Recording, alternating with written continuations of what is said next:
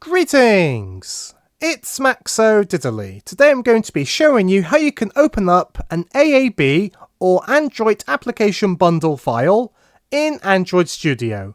Let's get right into it. So the first step is, you need to open up Android Studio, and if you see the welcome screen, you're going to need to make a new project.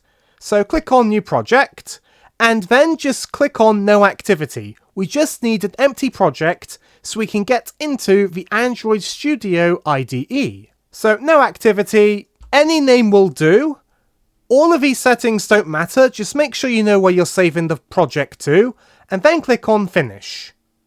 It may take a moment to set up, but once you do, Android Studio is going to open.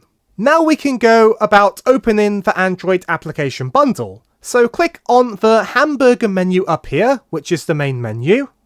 Then I want you to go to the Build section up here. Then go to Analyze APK.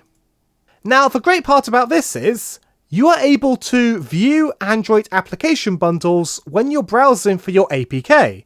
So as you can see, there's an APK here, but there's also an Android application bundle.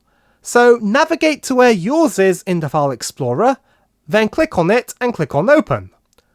Once you do so, you'll open up your Android application bundle, and if you give it a moment, it will give you a really nice little bar chart on the percentage of the download size based on which files you can see.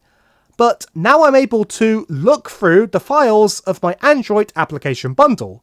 This can be useful if you're an Android developer and need to examine what you've built to maybe figure out what's gone wrong, or for other debugging purposes. But that's all you need to do. So thanks for being a great audience, be sure to leave a like and a comment if you enjoyed, and subscribe for more tutorials. Thanks for watching.